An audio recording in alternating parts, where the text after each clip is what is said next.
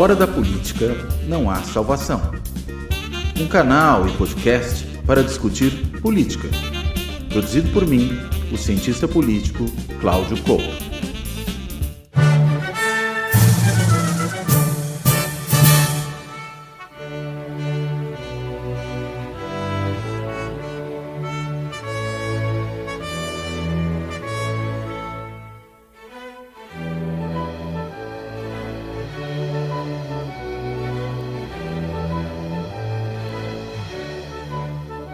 Olá, este Fora da Política Não Há Salvação, gravado na semana do 7 de setembro, data da independência do Brasil. Inclusive a gente está gravando aqui no dia 6 de setembro, na véspera do grande dia, né, do dia da comemoração dessa data cívica tão importante. E que acabou ganhando centralidade, não tanto pela sua importância intrínseca, pelo fato de que 7 de setembro, claro, data da independência sempre é uma data importante, mas pela maneira como o 7 de setembro foi apropriado pelo bolsonarismo nos últimos anos, e eu diria mais, sobretudo nos últimos 2 anos. As comemorações de 2021 e de 2022 foram utilizadas pelo presidente Bolsonaro como uma forma de, primeiro, promover partidariamente o seu próprio projeto político. Então o 7 de setembro foi partidarizado de uma festa cívica, alguns até diriam cívico-militar, mas cívica no sentido de uma festa da nação como um todo, né? Acho que assim que a gente poderia entender. Ela foi apropriada por uma facção, por um partido específico, não no sentido literal da palavra partido, mas por um dos competidores aí do processo político, que é o bolsonarismo, e acabou se tornando também uma oportunidade para o presidente Bolsonaro, dentro da toada que caracterizou os seus 4 anos de mandato, atacar as instituições do Estado Democrático de Direito no Brasil. Sobretudo, a gente viu isso muito claramente em 2021, 2022 já estava um pouco mais ameno, mas depois na eleição voltou, o ataque ao judiciário e, sobretudo, ao ministro Alexandre de Moraes, né, que foi escolhido aí, eleito pelo presidente Bolsonaro como o seu inimigo favorito. E aí, claro, o 7 de setembro acabou se desvirtuando em relação àquilo que se imagina que seja uma festa cívica, que por ser uma festa da nação como um todo, supõe que ela tem que ocorrer ultrapassando aí divisões político-partidárias, divergências ideológicas, as divisões mais variadas existentes numa sociedade, já que é um dos raros momentos em que você pensa nessa sociedade como um todo, mas nem por isso um todo que não é plural, que também uma das formas como esse populismo, de um modo geral, e o bolsonarismo em particular, lida com a questão da política é negando o pluralismo, né? Imaginando que só existe um lado bom do mundo, um lado bom que eles integram, a maioria, como às vezes falam, que deve subjugar as minorias, como o próprio Bolsonaro já falou várias vezes, e de repente o 7 de setembro virou uma oportunidade para isso. Agora, a gente chega com um novo governo, o governo Lula, um governo que inclusive se apresentou à sociedade na eleição, e mesmo depois dela, como um governo de união nacional, de reconstrução também nacional do Estado, das políticas públicas, mas também do ambiente político. E eu acho que aí entra um elemento importante. Festas cívicas, como é o 7 de setembro, são talvez oportunidades únicas para a gente poder trabalhar essa questão da unidade nacional, dos símbolos nacionais de um modo geral, as cores da bandeira, os hinos e, claro, a data em si. A questão é saber como é que vai ser esse 7 de setembro, né? Ou para quem for ouvir isso aqui depois do 7 de setembro, porque só vai ao ar no dia 9 de setembro, esse negócio aqui, no sábado de manhã. Então, como terá sido o 7 de setembro que a gente vai ver nesse ano aqui. Será que ele será mesmo? Ele terá sucesso em ser de união nacional? Ele conseguirá, pelo menos em parte, em absoluto não vai acontecer, recuperar um pouco dos símbolos nacionais para a nação como um todo, e não para uma parcela específica dela, e pior, uma parcela facciosa específica dela? E como é que os bolsonaristas vão se comportar nesse 7 de setembro, do qual eles se apropriaram nos últimos anos? Já tem uma discussão ali, uns falam que tem que ir, outros que tem que ficar em casa, mas quem for tem que ir de preto, né? Quem vai e vira de costas para o cortejo, enfim, existe aqui um monte de coisas, inclusive um monte de precauções que o governo vem tomando para evitar que o 7 de setembro seja meio que uma repetição do 8 de janeiro, que a gente sabe foi um ataque justamente a símbolos da nação e, claro, uma tentativa de ruptura institucional. Inclusive, nessa semana, duas operações da Polícia Federal aconteceram antes do 7 de setembro, atacando justamente essas figuras bolsonaristas envolvidas nas tentativas de ruptura institucional, seja no bloqueio de estradas por caminhoneiros, né, que é o que ocorreu no dia 6 de setembro, seja os envolvidos na tentativa de golpe, no financiamento do golpe, né, tentado, da intentora do 8 de janeiro. Enfim, para tentar pensar essas questões todas, que são de uma imensa complexidade e tem diversas facetas que precisam ser consideradas, eu convidei meu colega, meu amigo, membro do Observatório da Extrema-Direita, já esteve aqui antes, o Davi Nemer. O Davi, ele é antropólogo, ele é professor do Departamento de Antropologia da Universidade da Virgínia e também do Departamento de Estudos de Mídia, desenvolve suas pesquisas nessa área, inclusive ele é também autor de um livro que saiu pela editora Mil Fontes no Brasil, nos Estados Unidos, a primeira versão, original em inglês, saiu pela editora do MIT, né, o Massachusetts Institute of Technology, é difícil falar Massachusetts, mas enfim. E esse livro trata justamente dessa questão da tecnologia, da desinformação, enfim, de problemas altamente pertinentes para a situação que a gente vive neste momento. E o Davi, ele tem também atuado como pesquisador na Universidade de Harvard sobre exatamente esses temas no Berkman Klein Center, que é um centro de pesquisa que fica abrigado na Escola de Direito da Universidade de Harvard. Bem, então, sem maiores esticadas nesses prolegômenos aqui, eu quero primeiro agradecer ao Davi por ter topado fazer essa conversa, quero dar as boas-vindas a ele e quero, claro, aproveitar e começar aqui perguntando o seguinte. Davi, quais são aí as expectativas para esse 7 de setembro? O que você vê que está em disputa e o que você supõe que tenda a significar esse 7 de setembro? Quais são as narrativas em torno dele? Por favor. Oi, Cláudio, um prazer imenso estar aqui de volta. Sempre um agradável papo, um papo inteligente, enfim, sempre conte comigo aqui voltar para essa casa aqui, onde o debate sempre acontece de uma forma muito plural e democrática, né? É isso que a gente está precisando nesses últimos dias, né? Precisa resgatar essas abordagens. Então, o 7 de setembro, ele virou, como data, ele virou um espaço de disputa.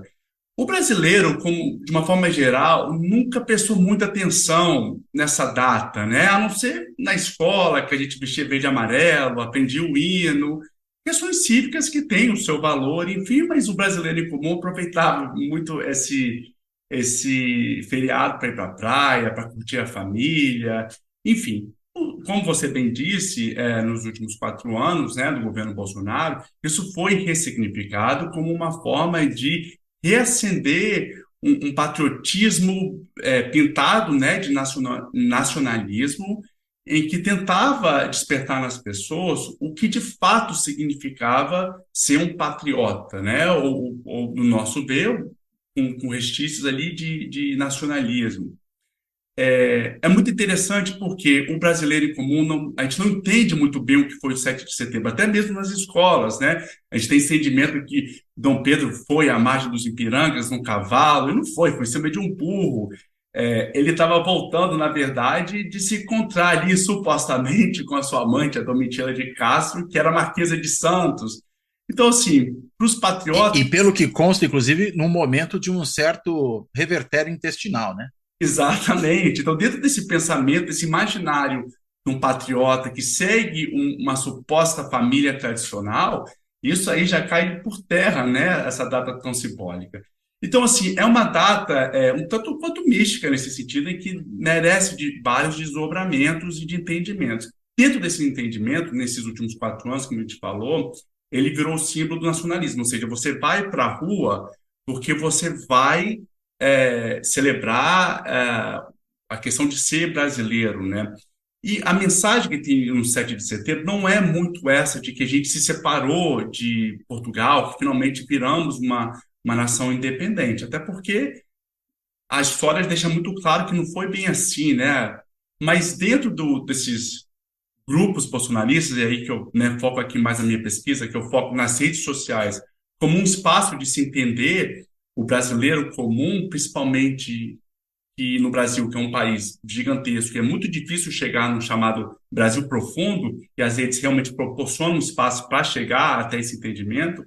Ali se fala que celebra-se a vitória do Brasil numa guerra da independência, falam 7 de setembro, mas não citam o ano, né? Não sabe que foi 1822, que não teve guerra da independência, mas existe esse imaginário em que o brasileiro lutou para se conquistar essa independência da mesma forma que o Brasil lutou para Bolsonaro chegar ao poder. Então, o Bolsonaro, ele representa essa nova independência, essa independência 2.0, em que o Brasil renasce, né, de um comunismo, de um país sujo pela corrupção, e ali sim, né, eles devem lutar por isso.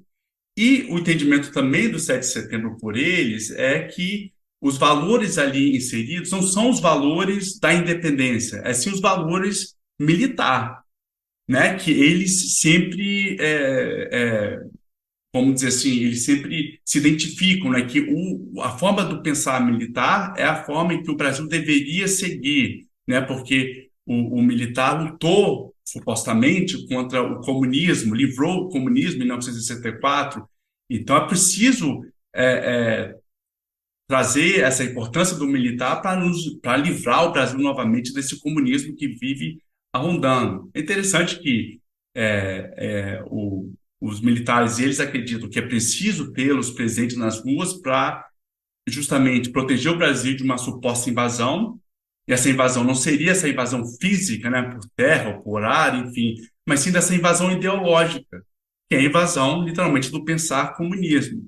Então, é assim que eles pensam o 7 de setembro, é um imaginário. Só que esse imaginário durou até o final do governo Bolsonaro. Vira o ano, né, 2022 para 2023, com a posse do Lula, começa-se novamente a se reimaginar como que vai ser esse 7 de setembro. Ali dentro, primeiro cita-se que devemos ir para mostrar nosso patriotismo, porque é uma ideia reciclada desses últimos 4 anos, mas ali dentro já há um questionamento se realmente vale a pena ir para as ruas, porque ir para as ruas, para eles, é o equivalente a apoiar o governo, já que todas as vezes que eles saíram às ruas, independente de ser 7 de setembro, naquelas outras, né, enfim, me falta até a palavra para classificar, mas aquelas saídas das ruas que eles fizeram para apoiar Bolsonaro em meio à pandemia, onde todo mundo deveria se resguardar em casa. Então, todo o ato de ir para a rua, para essa ala bolsonarista, até para muitas alas da direita, é para apoiar o governo. Então, se eles saem para as ruas no 7 de setembro, muito ali do entendimento é que poderia ser entendido como apoiar o governo Lula, que no entender deles é um governo comunista, socialista, ditatorial. Então aí começa a se questionar se devem ir ou não.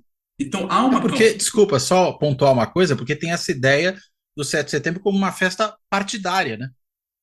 Exato, exatamente, não com o Brasil como um todo, né? Até porque o 7 de setembro ali foi entendido como, tá, é uma festa para celebrar o patriota, mas é um patriota que refuta a própria ideia de governo brasileiro, né? Refuta a ideia de se ter uma Suprema Corte, até mesmo de um Congresso, até que foi pedido o fechamento do Congresso e do STF em diversas vezes que o 7 de setembro aconteceu nesses últimos 4 anos, né?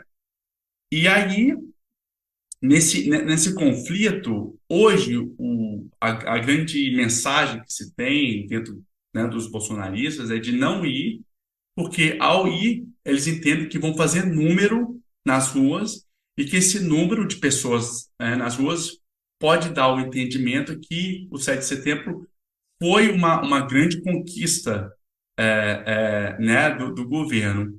Só que aí que tá, porque se a gente for entender os dois campos, o campo mais progressista, o campo mais à esquerda, ou esse campo bolsonarista, o campo progressista e a mais à esquerda não se importa muito com o 7 de setembro, não se importa se vai ter milhares de pessoas nas ruas, isso está pouco se importando.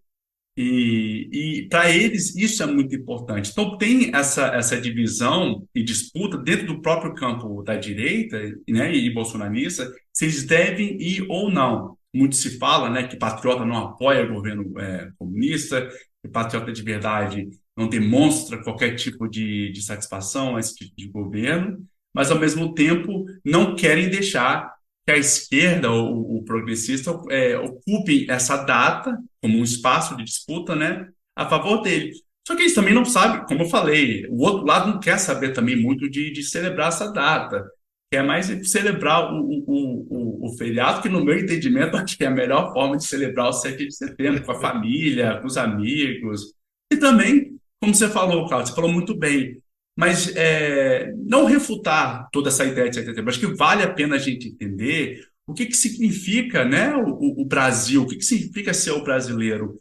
Não pensar numa categoria rígida, como foi trazido pelo bolsonarismo, em que o brasileiro significa ser um cristão de família tradicional. Não, é justamente entender que dentro do entendimento de brasileiro há uma pluralidade muito grande e essa pluralidade precisa ser celebrada. Então, por que não celebrar isso no 7 de setembro, né? E não ficar amarrado no entendimento que é uma manifestação militar.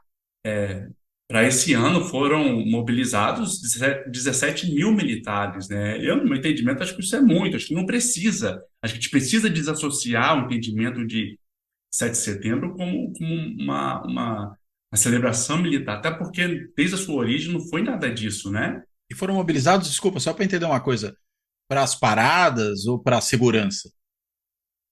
Foram para o desfile, Para o para o próprio desfile. desfile, isso. Nossa, é Então, muita assim, gente, é muito é militar. muita É que eu acho que gente. aí também tem uma tentativa do governo Lula de, vamos dizer, reconciliar os militares com o seu próprio governo, com a esquerda, com a sociedade brasileira em geral. Será que não tem, não passa um pouco por aí também? Eu acho que passa, inclusive o Lula o tempo todo tenta é, se desassociar de qualquer conflito com os militares, e deixou isso muito claro. Inclusive, com o andar da CPMI, né, do 8 de janeiro, ele não comenta nada em relação, principalmente aos militares. Não sei se você percebeu isso. Ele Sim. fala uma coisa aqui, uma coisa ali, ele apoia, mas quando o assunto é os militares, ele fica na dele. Infelizmente, no Brasil, tem-se ainda muito um receio, um medo de confrontar né, as Forças Armadas, não confrontar de minimizar ou qualquer coisa assim, mas de confrontar qual é o papel deles na República, né, de entender realmente o que diz o artigo 142. Né, não é poder moderador, ele está subjugado ao governo, né? Então, eu acho que aí esse confronto tem que existir, tem que deixar muito claro, até mesmo para o entendimento popular. Porque esse entendimento popular foi perturbado nesses últimos 4 anos de Bolsonaro, já que o militar, né, foi visto como um modelo a seguir, como um pensamento de nação. Isso é muito problemático. Aliás, você falou essa coisa agora há pouco, né, de que para a esquerda, para os progressistas, 7 de setembro nunca chamou muita atenção, né? Nunca foi alguma coisa muito interessante. Eu me lembrei na hora de uma coisa que dizia um primo meu, já falecido, muito querido, aliás, mas que, enfim, era aí um militante da esquerda e tudo mais, e que ele fazia uma piadinha, né? Ele dizia, 7 de setembro, na realidade, é o dia da lavadeira, que você vai para a rua e só tem tanque e trouxa, né? Que era um pouco, acho que, essa imagem, né, que a esquerda tinha, por exemplo, de uma parada militar, e claro que ele dizia isso tendo vivido ali o período da ditadura militar, em que realmente havia essa apropriação, em particular dos militares como regime, daquele tipo de evento. Né? Então, daí o sarcasmo, né, desse tipo de piadinha. Agora, será que não existe também uma questão aí que é a seguinte? Já que a esquerda talvez tenha uma certa dificuldade de lidar com essas questões relacionadas ao que a gente podia chamar de patriotismo, ou eventualmente até mesmo nacionalismo, pelo menos na versão branda do nacionalismo e não na versão E radical ou extremista do nacionalismo, não acaba deixando todo esse espaço para ser ocupado pela direita, porque Veja, os próprios bolsonaristas, como é que eles se autodefinem? Patriotas. Virou até objeto de piada aquele patriota do caminhão, né? Aquele sujeito que com a camisa da seleção brasileira ficou lá preso na frente do caminhão. A piada sobre ele, o sarcasmo sobre ele era o patriota, porque eles se autodefinem assim. Como é que você vê essa questão da disputa dos símbolos nacionais, e a camisa da seleção acho que entra aí no meio, entre, digamos, essa extrema-direita bolsonarista, e não só a esquerda, mas talvez a sociedade como um todo, né?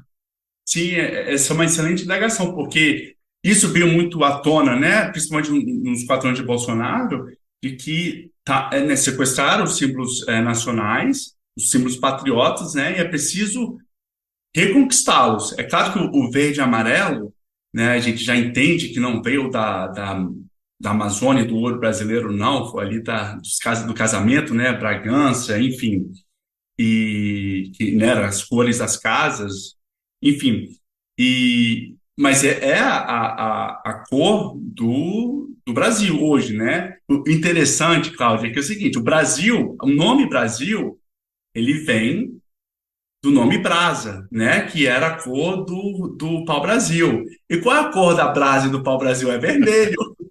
Essa coisa que nossa bandeira nunca vai ser vermelha, é claro que a gente entende o entendimento em referência à bandeira do PT, ou dos partidos socialistas, ou do próprio ideia da cor comunista.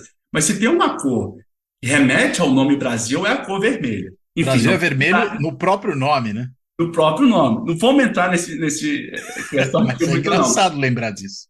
Mas né, em tempos de entender essa construção de Brasil, mas você tem razão, acho que a gente precisa ocupar esses espaços, até porque, querendo ou não, o 7 de setembro é a data da independência do Brasil. E por que não repensar, reapropriar essas paradas como uma questão mais progressista, né? Por que a gente não ocupa para demandar outras formas de ter uma parada de celebração de nação que não seja tão atrelada ao militar? Eu acho que é aí que está a verdadeira intenção de, sabe, reconquistar esses espaços e essas datas. Como a gente falou, o 7 de setembro é no mínimo, ou no máximo, até uma data simbólica, porque eu acho que isso fala muito bem o porquê que às vezes é muito desenhado por quem entende da história, ou quem, sabe, que não se importa muito para essas questões, até porque nós temos datas que deveriam ser lembradas também com mais empenho, como, por exemplo, 21 de abril, que é o dia de Tiradentes, né? Que ele ali lutou, de fato, contra o Império Português, né? Ele lutou, ali houve uma luta, ele foi enforcado, enfim. Acho que essas datas, né, a gente tem diversas outras tentativas, né, dessa independência, como uma forma de se livrar da opressão da coroa portuguesa, ali são muito mais, vamos dizer, dignas, no sentido de ser celebrado por se ter uma real intenção de se ter essa emancipação do Estado, né, brasileiro. 7 de setembro é uma coisa cedida quase para Dom Pedro, pelo seu pai, então, assim, não há um entendimento, né, dessa dignidade de se ter, de se lutar. Mas voltando à questão dos símbolos, acho que sim, a gente deve voltar sim. Eu acho que já tem o governo Lula, ele tem focado muito no verde e amarelo, nessas questões patriotas, assim, sabe, para reacender, para entender que é uma questão da união. Sobre a camisa da seleção, da CBF, é interessante porque a CBF ela sempre foi criticada como uma instituição com, com Corrupta, né? intenções e corrupta, mas ao mesmo tempo ela é apropriada por um setor que quer um Brasil livre de corrupção. Então essas coisas não Exatamente. encaixam. Como tudo no bolsonarismo, nada muito encaixa, né? Todo um imaginário que força um ideal de Brasil, na realidade, não funciona e não existe. Por isso que é o tempo todo disputado e todo tempo todo em conflito com eles mesmos. Por exemplo, o próprio entender do 7 de setembro hoje é total conflito. Agora, eu vou ainda insistir um pouco naquela questão anterior. E a esquerda nessa? E a esquerda nessa? Pois é, a esquerda precisa, como você falou, ocupar. Eu acredito, eu tô com você que há formas de ocupar, além, novamente, de entender que é uma parada militar. É preciso entender que nós temos um Brasil em que ele é muito mais plural, acho que é aí que a esquerda ela pode contribuir para isso, dar visibilidade a esse pluralismo brasileiro, celebrar isso, porque esse que é o Brasil comum, né? É um Brasil onde que, se não me engano, 54% é composto de negros, né? De pardos e pretos. Então, hoje, por exemplo, nós temos uma luta para ter uma ministra negra no STF. Eu acho que isso é uma questão que deveria ser atrelado a esse entendimento de Brasil, né? Uma negra nunca sentou numa cadeira no STF. Que Brasil é esse, né? Que temos juristas, se olhar nos números, né, de quem se forma em direito, temos um número representativo de mulheres negras, e por que que não é dado, não é nem essa oportunidade, não é dado esse merecido reconhecimento que ele tem. Então, acho que essas lutas, elas são muito isoladas, como se fosse até mesmo pela esquerda conspiracionista e a direita conspiracionista, como identitarismo. Isso Hum. precisa ser entendido que é uma luta pelo entendimento de Brasil, Como pluralismo. como pluralismo que o Brasil representa. Então, acho que isso deve ser enquadrado como essa luta da independência do Brasil, sabe? Se desamarrar dessa questão de que no STF é lugar para homem branco, né? Ou só para brancos, e que há espaço ali. Eu acho que isso sim é um movimento que caracteriza uma independência ideológica do Brasil, uma independência que lida com o Brasil direto. Eu acho que é É, aí, mas você fala assim, a esquerda ela falha nisso. Ela falha em fazer essas conexões que não. A gente luta por uma ministra negra porque é a cara do Brasil. É isso que representa o Brasil. Senão, a gente fica preso às amarras do passado que nos deixa muito dependentes de uma minoria no Brasil. E essa coisa de que que o bolsonarismo ficou muito óbvio, que uma minoria não pode ditar uma maioria, isso é uma percepção. Porque se a gente for olhar para a população negra, ela é a maioria. Então, por que que ela não está ditando? Por que que ela não está ocupando esses espaços? Então, é essa independência que, de repente, a esquerda falha em conectar, que pode sim cair muito bem, né, no entendimento de como lutar por uma independência. e é interessante também uma coisa, né? Se a gente pensar um pouco no pensamento de esquerda contemporâneo, né, sobretudo de matriz socialista, ou mesmo anarquista, né? Mas vamos pensar no socialista, basicamente, por extensão social-democrata. Bem, ele nasce internacionalista, né? E não nacionalista.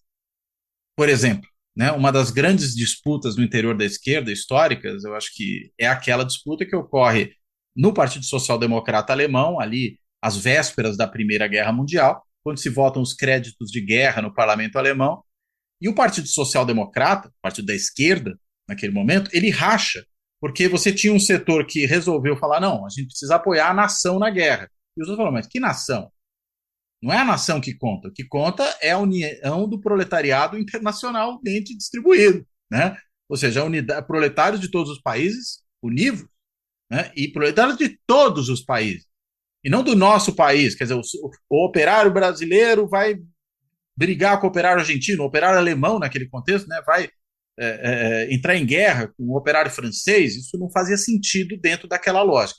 E me parece que a esquerda, enfim, mesmo se renovando ao longo do tempo, parece que ela traz um pouco dessa herança e, vamos dizer, olha para as questões do nacionalismo, o que ainda eu acho que pode ter sido agravado pelo fato de que o nacionalismo foi, em momentos históricos fundamentais, fascismo, nazismo, muito apropriado pela extrema-direita. Então, ao mesmo tempo, você já tem uma matriz internacionalista, ou não nacionalista, a gente poderia assim dizer, que, além de tudo, se reforça pelos enfrentamentos históricos e pela associação que se faz do nacionalismo com a direita, e por extensão, vamos dizer, o que a gente poderia chamar aqui de patriotismo.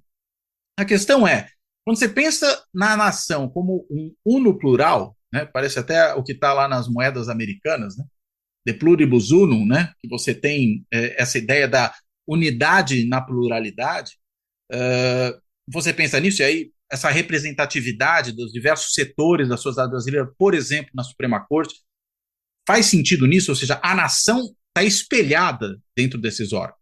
E nesse sentido, você tem ali um caso de produzir essa unidade da nação.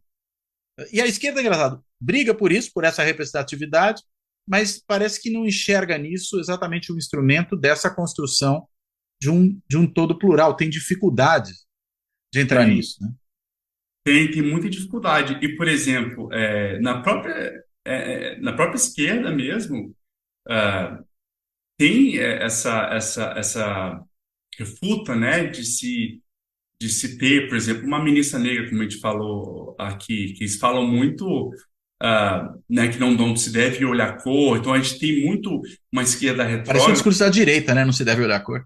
Exato, retrógrada em que entende que é uma luta apenas de classe, não traz um pensamento interseccionalista e que, tá, mas se você olhar para a classe, né, se a gente olhar para as classes mais baixas, a gente vai ver que há ali uma sobreposição muito grande com a demografia, né, a população negra, né, o que o Silvio Almeida fala muito do racismo estrutural, que há uma sobreposição muito grande. Então, não se deve olhar só para classe, assim também não se deve olhar só para raça, coloca gênero aí em cima, né?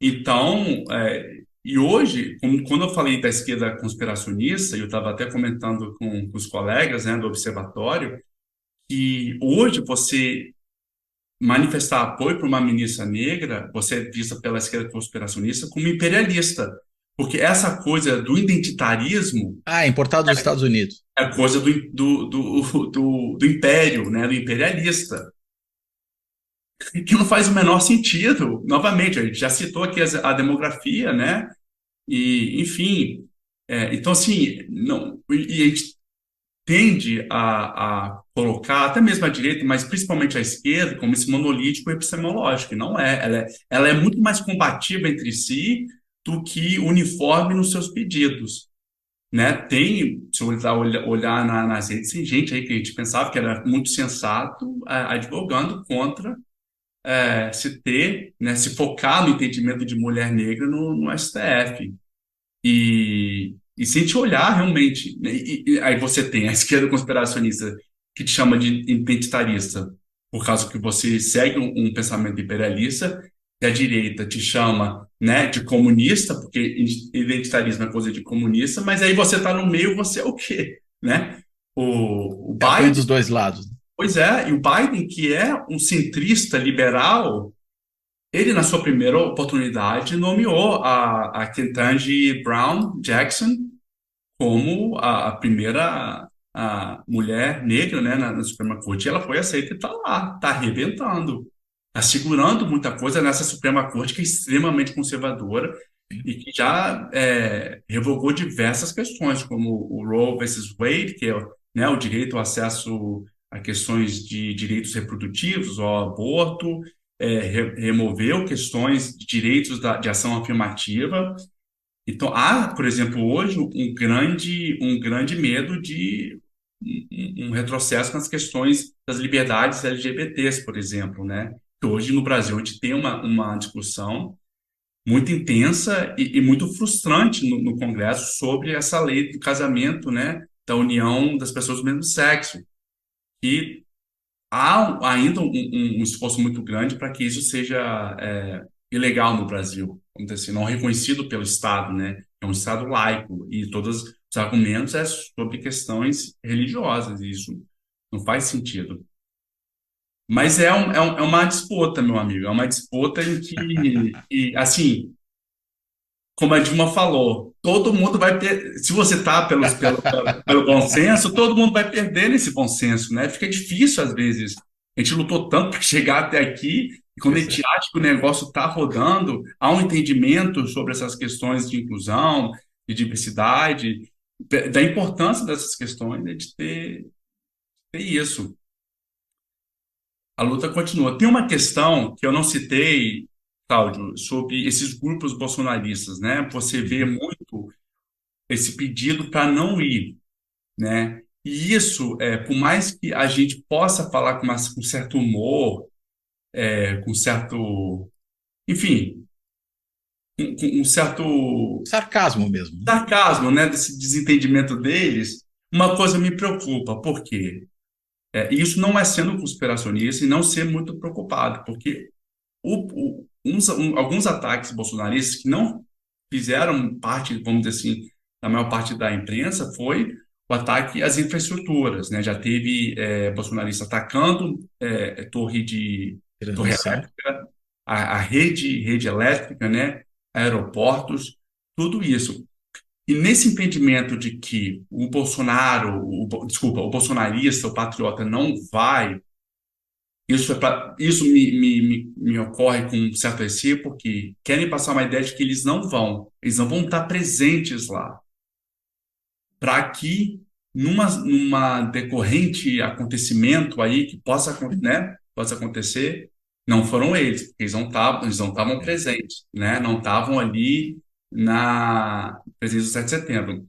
E muito me preocupa esses engajamentos, esses ataques à infraestrutura, principalmente datas simbólicas como essa. Porque o entendimento é que quem boicota 7 de setembro é a esquerda, quem não gosta de 7 de setembro é a esquerda. Então, quem não vai querer coisa boa na celebração do Dia do Patriota é a esquerda, e a gente não foi.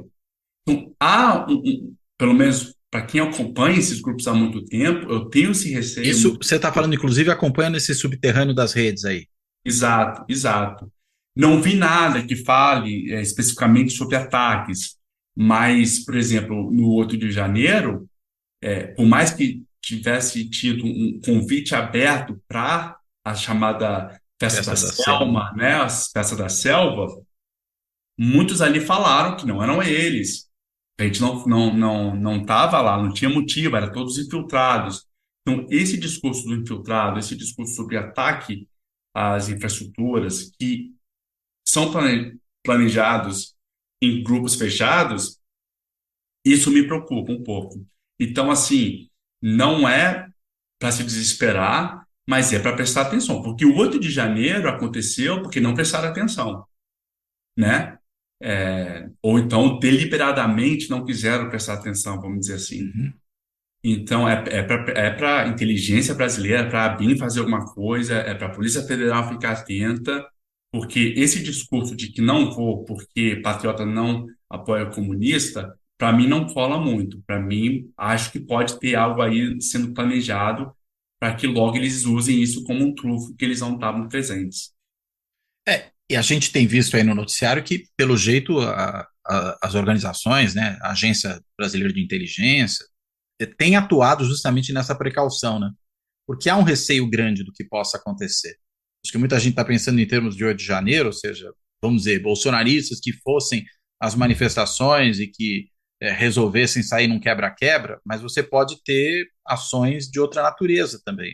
E que a inteligência tem que também detectar esse tipo de ação. Porque o pessoal opera na lógica da guerra. E você lembrou aí a questão dos ataques à infraestrutura, nunca é demais lembrar que o próprio Bolsonaro, no início ali, ou eu diria, na pré-história da sua, na sua pré-história política, antes de virar vereador lá no Rio de Janeiro, inclusive, quando ele ainda era capitão do Exército, ele planejou aquele atentado às adutoras de água no Rio de Janeiro, que era um ataque à infraestrutura, né? Parece que até desse ponto de vista é o mesmo modus operandi, né? Mas o próprio ataque às urnas eletrônicas, ela Sim. foi um ataque à infraestrutura eleitoral brasileira, né? E esses ataques, eles são muito bem pensados. E, por exemplo, o 8 de janeiro, como modelo, eles já entenderam que fracassou, porque foi todo mundo preso ali, foi todo mundo levado, e foi todo aquele drama que a gente viu, enfim. Então, da forma como foi planejado ali, eles já entenderam que ali não funciona. E se tiver que ter alguma coisa, tem que ser uma coisa mais fechada, mais pensada, mais direcionada, sabe? Com algo mais, como eu falei, né? Direcionado. Então, esse medo, esse receio, não é à toa, né? É de quem realmente acompanha e vê, e já viu, né, a história acontecendo, e não pode afrouxar, tem que ficar de olho. Agora, deixa eu retomar um ponto que você falava da esquerda e essa crítica que ocorre dentro da esquerda, a chamada esquerda identitária, né? Que inclusive tem aparecido aí na discussão de muitos intelectuais importantes. O Mark Lilla, por exemplo, tem pontuado essa coisa, né? Agora, tem um quê neste momento, no Brasil, entendo eu, de um certo oportunismo, né, de uma certa discussão ad hoc a respeito disso. O que eu estou querendo dizer? Se a gente pegar o próprio governo Lula, não esse, mas os dois governos anteriores, bem, você começa a ter ali, por exemplo, políticas de cotas nas universidades públicas, em cargos na administração pública. Ou seja, é um governo de esquerda com o qual esse pessoal que está agora criticando o chamado identitarismo, ou um suposto identitarismo, concordava, porque ninguém ali atrás questionou que se fizesse isso. É interessante que vinha da direita até uma discussão, tipo, não vamos fazer por raça, vamos fazer por classe social. Então parece que a direita estava comprando a ideia da classe e a esquerda não. Agora, de repente, a esquerda assume, a esquerda não, né? Essa parcela que se chama de conspiracionista da esquerda assume o discurso contra a questão, por exemplo, racial em nome de, digamos, questões mais gerais, mas talvez o que esteja realmente acontecendo bem, o pessoal está mais preocupado mesmo em defender qualquer escolha que o presidente Lula venha fazer, independentemente do seu conteúdo. Então, para defender essa escolha e tentar justificá-la, você ataca o mensageiro pela mensagem. Fala, olha, o problema, o Lula pode escolher quem ele quiser, porque isso aí que vocês estão falando não tem importância nenhuma. Fala, olha, mas isso teve importância para o Lula no próprio governo anterior dele. E pelo jeito tem agora, porque botou o Silvio Almeida no Ministério dos Direitos Humanos, botou a Aniele Franco no Ministério da Igualdade Racial, tem atuado ainda nessa frente, de repente, na hora de indicar para o Supremo, isso deixa de ter importância?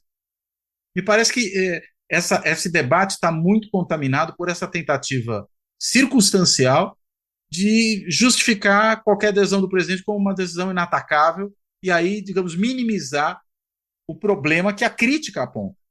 Você não acha que é por aí também que passa? E veja, tudo isso para a gente pensar em como você constrói uma ideia de nação para a esquerda que justamente contemple diversidade, né? Exatamente, não, 100% com você e concordo.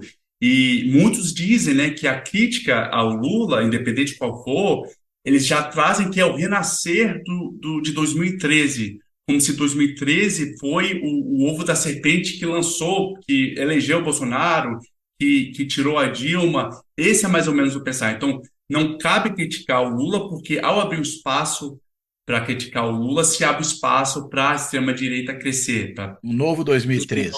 Exatamente. Que também não faz sentido, né? Não faz o menor sentido. 2013, novamente, como data, é extremamente disputada. Inclusive, eu tô escrevendo organizando com 3 colegas os 10 anos, né? São análises acadêmicas e ativistas sobre o que significou 2013 e 10 anos depois. É uma coleção muito bacana, depois a gente volta para falar aqui. Mas é isso, é não entender que o Lula ele também está suscetível a falhas e a críticas também, né? Ora, sim, o Lula ele está no caminho certo de se entender a inclusão racial, sim, né? Como você falou, questão de cotas, mas quando a gente for olhar quem ocupa de fato os espaços de poder, os negros não estão lá. O Silvio Almeida e a Aniele, eles ocupam pastas com orçamento extremamente limitado e baixo, e são pastas que, na cabeça dessas pessoas, são pastas identitárias, porque é dos direitos humanos e do direito da mulher, né? Desculpa, da igualdade racial, no caso. Racial. Ou seja, eles estão ali só para fazer um public face, né? Para mostrar que o governo é plural. Não, porque os dois fazem um trabalho maravilhoso e fazem, vamos dizer assim, mágica com aquilo que é dado a eles. Tem um enorme respeito pelos dois. Mas na visão do governo, é só assim que mulheres negras ou negros ocupam esses espaços, né? O Lula indicou para o TSE a Edilene Lobo, que é, inclusive, uma parceira. A gente já escreveu o artigo junto, tem o máximo respeito para ela. Mas estaria no TSE e para o STF, sabe? E teve para o STJ agora uma mulher, né? Uma mulher também. Então, parece assim que esses são os passos que o Lula dá, os sinais que ele dá para esse entendimento de inclusão racial, de gênero, mas parece que é um passo muito curto. Ele dá para que uma certa parcela que está querendo mais essa inclusão se sinta satisfeita, para que num passo maior, possa indicar outra pessoa e não se receber tanta crítica, já que satisfez ali. Foi assim com a Edilene Lobo e depois veio o Zanin, e agora, né, que, me desculpa, eu tô esquecendo o nome dela aqui, A mas Daniela, a eu Daniela, esqueci o sobrenome.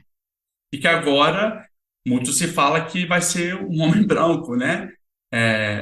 Talvez O por isso o próximo Lula tenha nome. até essa semana, né? Ele me fez lembrar do Noel Rosa até.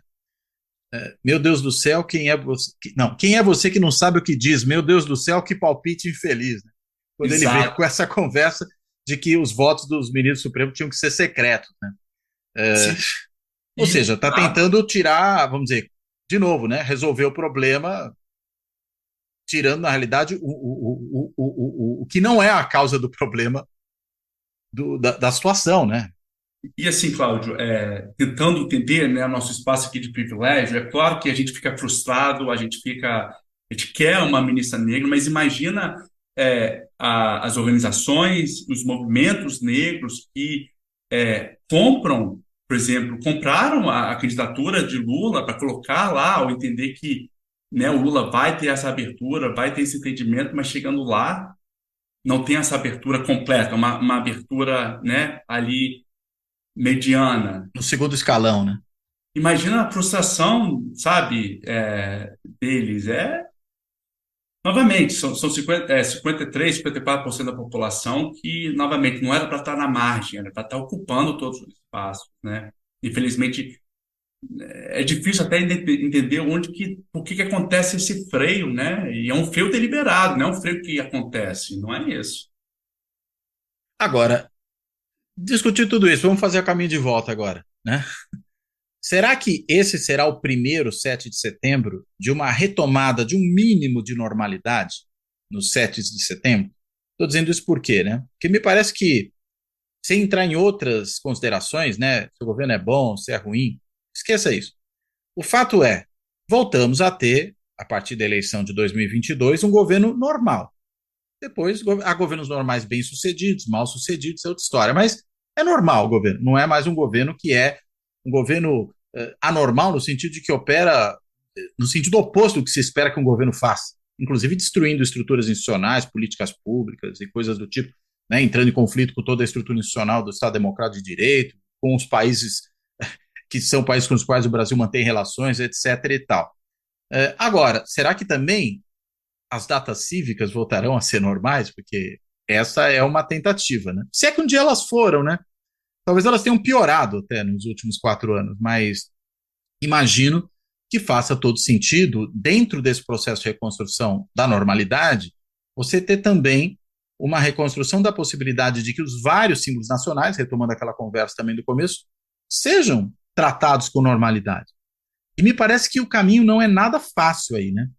Porque, eu vou dar um exemplo disso, né? Na Copa do Mundo do final do ano passado, a gente teve uma explosão de vendas da camisa azul da seleção brasileira, o que é um fato pitoresco, né? E por quê? Porque muita gente não queria usar a camisa amarela para não ser associado à extrema-direita, ao bolsonarismo, né? Ou seja, é um grande fracasso isso, né? Num certo sentido. Você tem, a despeito de qualquer consideração que a gente faça sobre a CBF, uma coisa que de qualquer maneira é reconhecida como uma expressão do Brasil, inclusive no exterior, sendo renegada por muita gente por essa apropriação, por essa captura ou sequestro, né? Tem aí o podcast do sequestro da amarelinha, né, que o pessoal fez, que vai justamente tratar desse tipo de problema. Será que a gente tem volta a isso? No fundo, a minha pergunta é essa. Tem volta? Eu acho que tem volta, não do que era antes, porque eu acho que o antes também era problema. Era ruim, né? Você falou muito bem assim, da questão que voltamos à normalidade, mas a normalidade também é problemática, né? Claro. Então, assim, já que a gente está falando da questão da independência, a gente falou dessas questões da ministra negra, enfim, se a gente pensar de fato a independência, 7 de setembro de 1822, né? A abolição da escravatura foi em 1888, 66 anos depois. Ou seja, o Brasil foi independente, a população negra não foi independente, ela continuou escravizada. Então, como é que você convence uma população que continua sendo puxada deliberadamente para as margens, né? Que existe uma independência ali do Brasil. Essa independência é uma independência para ser celebrada. A gente sabe que também 1888 foi oficial, mas que, né, persistiu há muito tempo, que infelizmente a gente sofre ainda, né, principalmente a população negra, sofre ainda esses resquícios. Por isso que se fala muito de reparação. Então, se for para reconquistar, a gente tem que começar a engajar nesse papo, não só de igualdade, mas de reparação também. A gente tem que começar a entender que se é o amarelo para ser reconquistado por nós como nação, e é uma nação que é muito plural, o que esse amarelo de fato representa para essas pessoas? Essa indagação não é feita, né? Se ela representa o casamento de dois monarcas, né, de dois nobres da época da coroa, da monarquia brasileira, então como é que isso pode ser trazido, né, para aqueles que estão longe de todos esses privilégios né, de estar parte, ou ser parte, né, de uma nobreza nesse sentido? Eu não tenho a resposta, por isso que eu estou aqui mais pensando com você retoricamente do que chegar a uma conclusão. Até porque a solução, eu acho que não vai vir muito da gente. Acho que a gente já falhou em entender como resolver esse problema. A gente como geração, você está dizendo. Como geração, eu acho que tem muito daqueles que não tiveram suas vozes escutadas, eu acho que é dali que vai vir esse entendimento. Porque é dali que vem, né, esse Brasil. Ah, mas então você não está falando como geração, você está falando como setor da sociedade mesmo. Sim, que vem nessa interseção de classe, raça e gênero. Tá. A gente precisa começar a entender ali, porque se a gente começa a vir com um entendimento superficial do que é o Brasil, do que é a nação, do que é o 7 de setembro, novamente está criando uma categoria que é falsa, não remete à realidade brasileira, né? O que significa de fato o 7 de setembro se a gente for numa favela no Brasil? O que significa isso lá, né? O que significa num bairro nobre, por exemplo? Será que realmente tem o mesmo entendimento? Não tem, não tem. E como é que a gente reescreve esse 7 de setembro, se for para realmente escrever?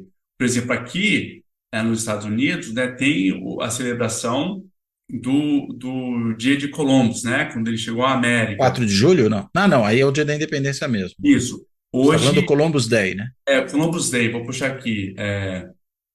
Mas aqui já há uma ressignificação que é o Dia do Indígena. Ah, Porque aí tem toda ali uma ressignificação de que não, é sobre os indígenas, né? É dia 9 de outubro. Então, já há aí um esforço para ressignificar que é o dia do indígena. No Brasil, a gente tem, né, o dia do índio. O nome também pode ser complicado, mas é dia 19 de abril, não é isso, isso? tem até a música da Baby Consuelo sobre isso. Pois é. Mas também é uma coisa muito falha nessa celebração, que de fato vem, né, dos povos originários essa celebração. Então, eu acho que é ali que a gente vai achar a resposta. Eu acho que é desse povo que foi por muito tempo puxado às margens, né, que realmente representam a cara do Brasil. Ou seja, né, se a gente quiser pensar em nação, tem que incluir todo mundo, né? No fundo é esse o ponto, né? Quer dizer, você não só acha que a nação é propriedade, eu acho que isso foi a lógica do bolsonarismo, né? De uma facção política específica, mesmo que eventualmente ou talvez circunstancialmente majoritária, mas a nação é propriedade de todos, é propriedade comum, vou colocar aqui. Agora, isso pensando num recorte político partidário, né, ou de preferências políticas, ou agregações, interesses, etc. Mas o que você está colocando vai um passo além, né? Quer dizer, a gente tem que pensar isso também em termos de diversidade da sociedade, de pluralidade dessa sociedade. Porque se a gente continua. Porque aí, ao contrário, né? Não é nenhuma maioria circunstancial em termos eleitorais, né?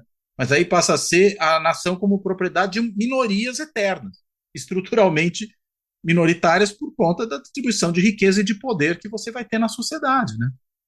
E isso não é ser identitário, né? Isso é estar ligado com a realidade brasileira. Sabe, não é pedir muito para a gente estar ligado a essa realidade brasileira. Por isso que, assim, eu novamente, desculpa a modéstia aqui. Por isso que eu sou muito orgulhoso do meu livro Tecnologia do Oprimido, em que eu passei ali quase um ano, né, nas favelas de Vitória, no território do bem, porque ali, novamente, com todo o meu privilégio, eu vi que o que significa esse 7 de setembro para eles. O que significou, por exemplo, o junho de 2013. A gente fala que o junho de 2013, né, realmente foi uma manifestação plural, com diversos pedidos, seja de, né, em todo o espectro político, mas quando se fala da voz dos favelados, né, como eles próprios falaram, não foi escutado. Eles chegaram em junho de 2013, depois, porque foram convidados a fazer parte da manifestação depois, quando a agenda de pedidos enfim, de manifestação já tinha sido elaborado. Então, eles se sentiam como assim, mais um número para amplificar a voz do já privilegiado. Isso eu conto assim, muito bem no Hum. livro, como que as redes, com a desigualdade digital, favoreceu, né, eles chegarem depois na manifestação e só se sentir usado por uma agenda que já foi confeccionado baseado nos interesses de quem ocupa uma posição de mais privilégio. Então, assim, até para o junho de 2013, que foi uma questão muito plural, do que a gente tem de plural, e foi extremamente excludente. Por isso que eu sempre foco nessa questão de ouvir aqueles que sempre foram excludentes, porque é a maioria e é ter o contato com a realidade. Se a gente não ter contato com a realidade, a gente vai continuar planejando, escrevendo políticas públicas que não condizem com a nossa realidade do Brasil. Vai continuar dando murro em parede. Não vai resolver. E é interessante como isso se expressa nas mais variadas dimensões, né? Quando você falava dessa percepção, eu fiquei pensando, por exemplo, nas representações artísticas, né? Aquelas dominantes. Por exemplo, as novelas, né? As novelas só retratam uma parcela da sociedade brasileira. Com uma outra exceção, ou como, acho que foi não sei se foi o José Simão, que certa vez brincou um pouco com essa situação, e falou, tem o núcleo pobre da novela, né? Que é quase que um adereço que está ali, meio que quase só para justificar que você tem alguma coisa, ou se não, nem para justificar, para, vamos dizer, ter algo pitoresco, né, exótico no meio daquela coisa toda. Mas o que é o exótico, afinal de contas? É o que expressa a vida real da maior parte da população desse país, ou é o contrário, né? Quem é o exótico aqui, né? Me parece que isso aparece, eu estou falando da novela porque é um meio de entretenimento da cultura de massa, que inclusive esses segmentos majoritários vão consumir, mas que em boa medida não espelha a sua própria realidade, né? Ou quando tenta fazê-lo, faz de forma caricata. Porque às vezes o núcleo pobre era sempre o núcleo humorístico da novela, aquele onde aconteciam coisas mais fora do lugar, digamos assim. Pessoas com Exato. comportamento desviante, algo do tipo. E isso representa esse imaginário de nação que a gente quer ser, né? A gente quer ser uma nação branca, uma nação onde que o negro ocupa só espaços específicos, né? Teve um antropólogo, Simone, que eu vou esquecer o nome aqui, me desculpa, eu cito aí no meu livro para falar das questões do rolezinho que aconteceu, né? Em 2013 também, como que o negro, se não tiver sob a custódia da polícia, trabalhando, né, nos bastidores, exercendo esses três lugares, e estando fora desse lugar, ele não é aceito. Então, quando o negro ocupa o espaço no shopping, ele está fora desses três lugares, então ele não é aceito. Ele é escorraçado, né? Como ele é tirado dele a sua subjetividade humana. A mesma coisa das favelas, desculpa, das novelas, em que se não for a empregada doméstica, se não for aquele favelado engraçado, engraçadinho, jogador de Isso. futebol, isso cria uma repulsa dentro desse imaginário branco que a gente tem no Brasil. Isso é perigoso, porque isso reforça, né, essa ideia do que acontece na nossa realidade. A gente entra em choque porque não é essa a realidade, né? Isso é muito preocupante.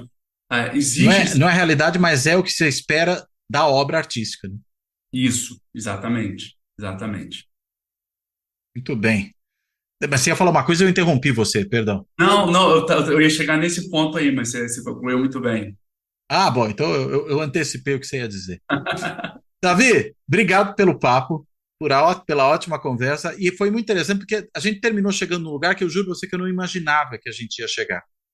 que era a partir dessa discussão, dessa data cívica, no sentido tradicional que a gente imagina, é discutir a questão, vamos dizer, da nacionalidade como um problema de inclusão da pluralidade social, né?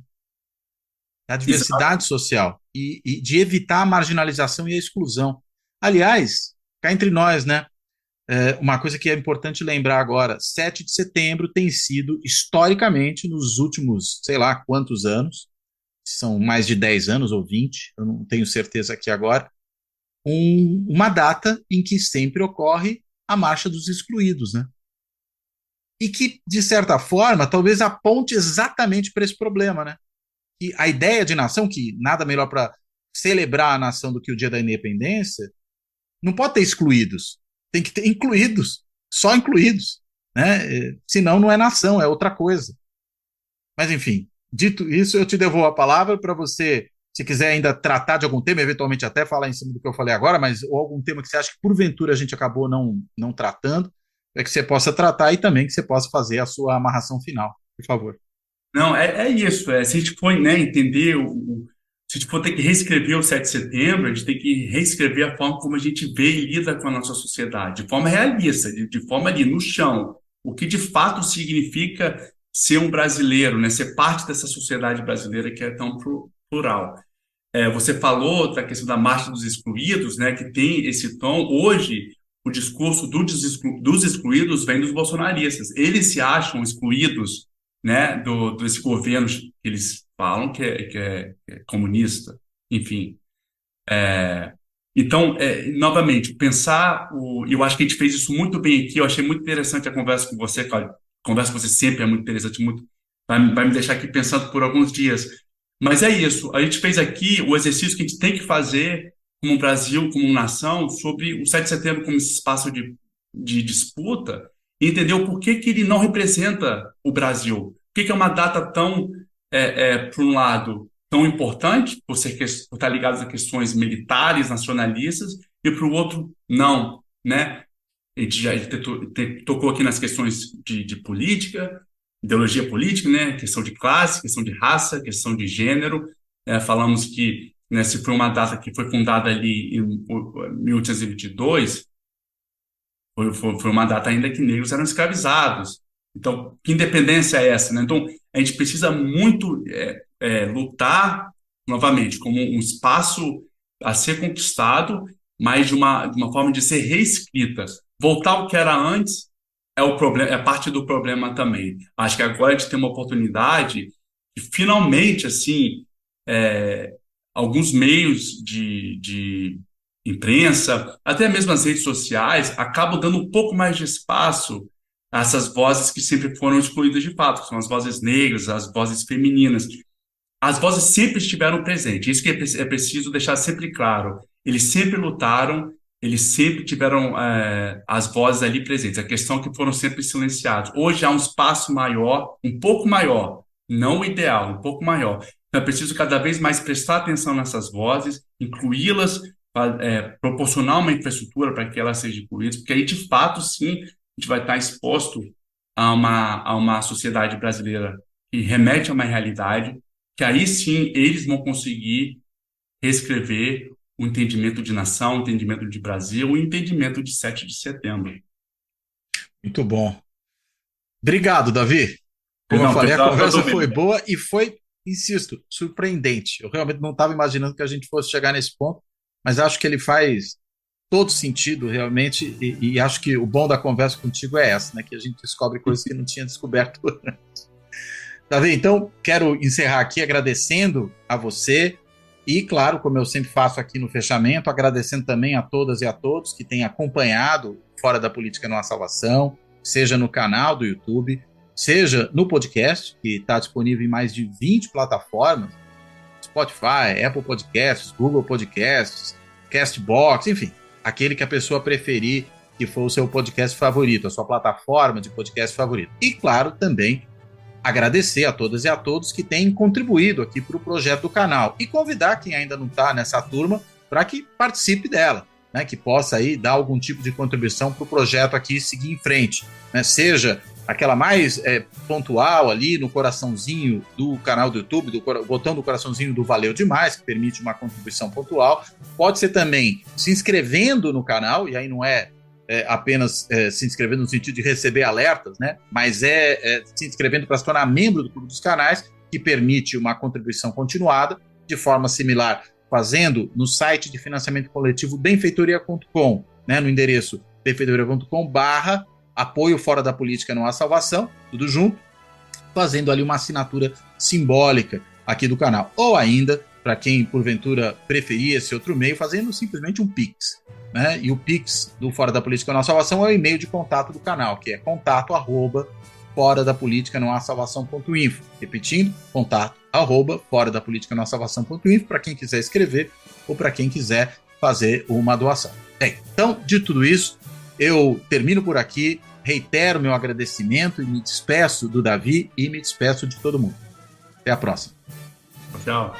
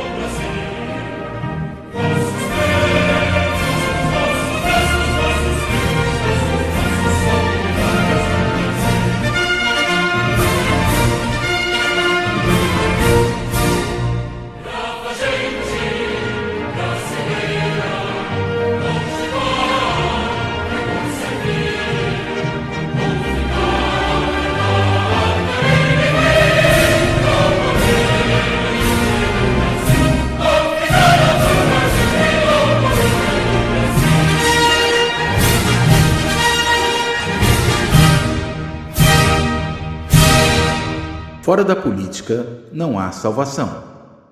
Um canal e podcast para discutir política. Produzido por mim, o cientista político Cláudio Couto.